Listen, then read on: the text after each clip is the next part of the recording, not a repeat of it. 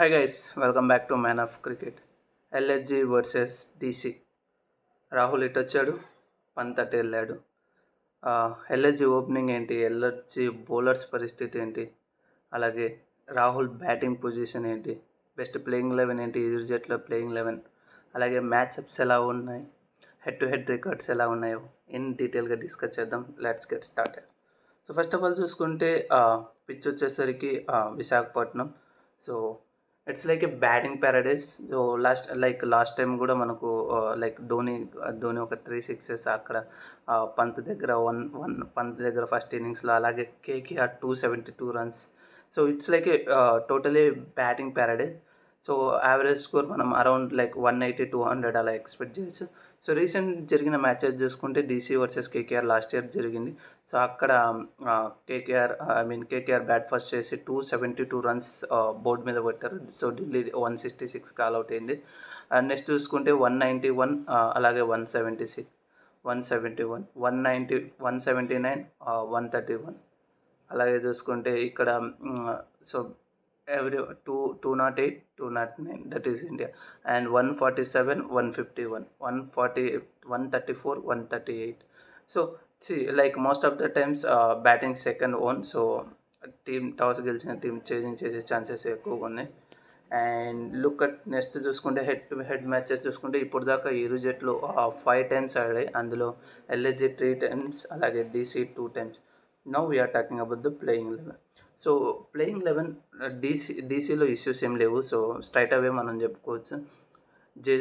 Fraser McGurk and Faf du Plessis మంచి opening ఆడతారు. 1 downలో అభిషేక్ పోరల్ వస్తాడు.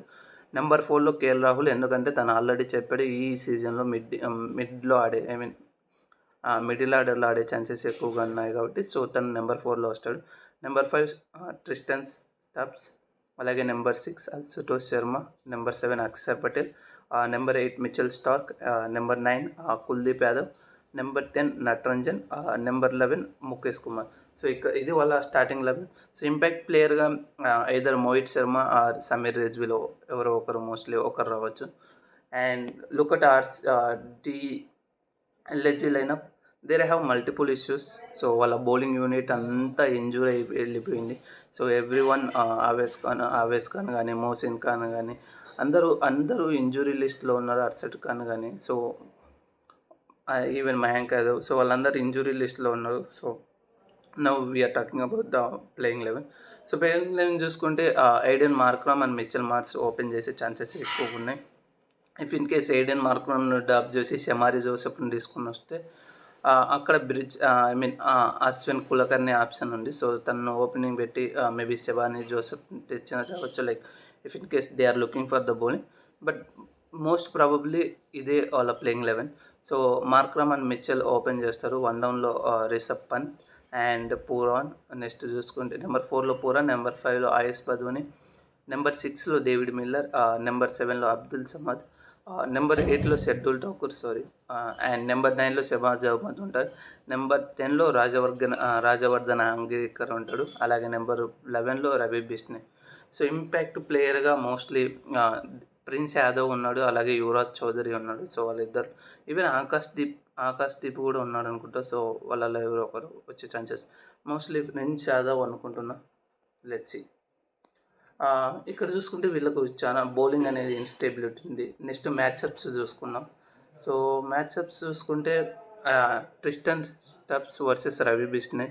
సో ఈ మ్యాచ్లో కూడా మనకు కొంచెం కీలకం అవ్వచ్చు, ఎందుకంటే మిడ్ ఇన్నింగ్స్లో usually Ravi Bishnoi power play తర్వాత 2 overs, అలాగే 14th, 15th, 16th ఓవర్ దగ్గర 2 overs చేస్తాడు కాబట్టి.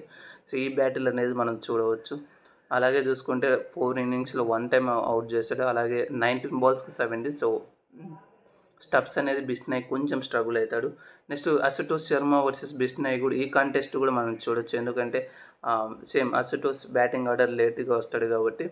సో తన మీద కూడా బిష్ణయ్కి మంచి రికార్డు ఉంది. నెక్స్ట్ కేఎల్ రాహుల్ చూసుకుంటే షబాజ్ అహ్మద్ను 42 balls 41, సో 6 innings 1 time. అలాగే ఎయిడెన్ మార్క్రమ్కు 5 innings 1 time, 51 balls 47. And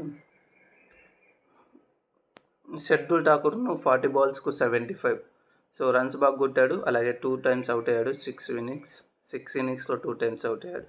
next చూసుకుంటే ఇక్కడ ప్లేయర్ ఇక్కడ ఐ మీన్ డీసీకి వెళ్ళి ప్లేయర్ బ్యాటిల్స్ పెద్దగా లేవు. ఎందుకంటే అక్కడ లైక్ ఎంటైర్ ప్లేయర్స్ అందరు new players. So that's the reason. So Aiden Markram చూసుకుంటే it's the main thing. So Aiden Markram Axar పటేల్కు 2 టైమ్స్ అవుట్ అయ్యాడు. అవుట్ ఆఫ్ 34 బాల్స్కి ఓన్లీ 31 రన్స్ మాత్రమే స్కోర్ చేశాడు. అలాగే 2 టైమ్స్ అవుట్ అయ్యాడు. మిచెల్ స్టార్క్ చూడండి, 58 బాల్స్కు ఓన్లీ 51 రన్స్ కొట్టాడు. అలాగే 3 టైమ్స్ అవుట్ అయ్యాడు ఓన్లీ 7 ఇన్నింగ్స్లో. అండ్ కుల్దీప్ యాదవ్కు చూసుకున్న 62 బాల్స్లో 49 రన్స్ కొట్టాడు. ఫోర్ టైమ్స్ అవుట్ అయ్యాడు 10 ఇన్నింగ్స్లో. ఈవెన్ బాల్స్తో కూడా ఎక్కువ తీసుకున్నాడు. సో కుల్దీప్ యాదవ్ కూడా స్ట్రగుల్ అవుతుంది. ఈవెన్ ముఖేష్ కుమార్కి చూసుకున్న 31 బాల్స్లో 48. సో తనకు కంఫర్టబుల్గా ఆడాడు. 4 ఇన్నింగ్స్లో 1 టైమ్ అవుట్ అయ్యాడు. నెక్స్ట్ మిచెల్ స్టార్క్ 13 బాల్స్లో 21 రన్స్ చేశాడు. అలాగే చూసుకుంటే 3 టైమ్స్ అవుట్ అయ్యాడు. 4 ఇన్నింగ్స్లో 3 టైమ్స్ అవుట్ అయ్యాడు. నెక్స్ట్ తీసుకుంటే కుల్దీప్ యాదవ్ 37 బాల్స్కు 51 రన్స్ బాగా కొట్టాడు. కానీ తను కూడా 3 టైమ్స్ అవుట్ అయ్యాడు 5 ఇన్నింగ్స్లో. సో నట్రంజన్కు కూడా 2 ఇన్నింగ్స్లో 1 టైమ్ అవుట్ అయ్యాడు. సో తను 10 బాల్స్ వేస్ట్ చేసి 15 రన్స్. అలాగే రిషబ్ పంత్ చూసుకుంటే కుల్దీప్ యాదవ్కి అగనెస్ట్గా 2 టైమ్స్ అవుట్ అయ్యాడు 4 ఇన్నింగ్స్లో. సో దట్స్ ఎందుకంటే రిషబ్ పంత్కి వీళ్ళందరితో బ్యాటింగ్ ఆడే ఛాన్సెస్, బౌలింగ్ వాళ్ళందరూ అక్షర్ పటేల్ వీళ్ళంతా ఉన్నారు కాబట్టి. సో నెక్స్ట్ నికోలస్ పూరన్ చూసుకుంటే మిచెల్ స్టార్క్ 8 ఇన్నింగ్స్లో 4 టైమ్స్ అవుట్ అయ్యాడు. సో 31 బాల్స్కు 26 రన్స్ మాత్రమే చేశాడు. కుల్దీప్ యాదవ్కు చూసుకుంటే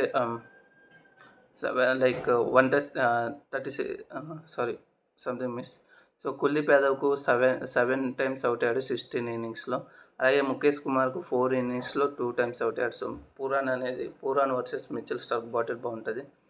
నెక్స్ట్ డేవిడ్ మిల్లర్ చూసుకుంటే అక్షర్ పటేల్కు 1 టైమ్ అవుట్ అయ్యాడు. అలాగే మిచెల్ స్టార్క్ చూసుకుంటే 2 టైమ్స్ 3 ఇన్నింగ్స్లో 2 టైమ్స్ అవుట్ అయ్యాడు. కుల్దీప్ యాదవ్కు 4 టైమ్స్. అలాగే నట్రంజన్కు 1 టైమ్, ముఖేష్ కుమార్కు 3 టైమ్స్.